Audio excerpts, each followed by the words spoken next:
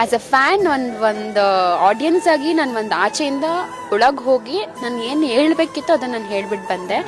And ಅದು ಸಿಕ್ಕಾಪಟ್ಟೆ viral ಆಯಿತು. ಆ ಥರ ವೈರಲ್ ಆಗುತ್ತೆ ಅಂತ ನಾನು ಎಕ್ಸ್ಪೆಕ್ಟೇ ಮಾಡಿರಲಿಲ್ಲ. ಆ್ಯಂಡ್ ಆಲ್ಸೋ ಫಾಲೋವರ್ಸ್ ಅಂತ ಬಂದಾಗ ನನಗೊಂದು ಆಲ್ಮೋಸ್ಟ್ ಒಂದು 15,000 ಫಾಲೋವರ್ಸ್ ಎಕ್ಸ್ಟ್ರಾ ಆಗಿದ್ದಾರೆ ಇನ್ಸ್ಟಾಗ್ರಾಮಲ್ಲಿ.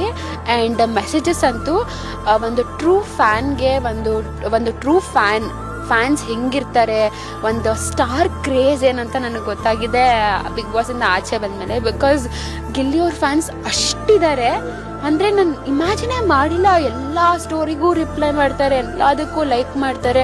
ಒಂದು ಕಾಮೆಂಟ್ ಹಾಕಿದ್ದೀನಿ, Gilli boys thank you all so much ಅಂತ. ಅದಕ್ಕೆ 1000 ಲೈಕ್ಸ್ ಬಂದಿದೆ. ಒಂದು ಕಾಮೆಂಟಿಗೆ ಅಷ್ಟು ಲೈಕ್ಸ್ ಬಂದಿದೆ.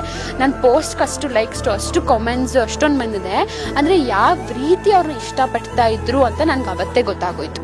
ಅಂದರೆ ಆಚೆ ಬಂದಮೇಲೆ ನನಗೆ ಅವತ್ತು ನಾನು ಡಿಸೈಡ್ ಆದೆ, ಓಕೆ ಇವರೇ ಗೆಲ್ಲೋದು ಅಂತ.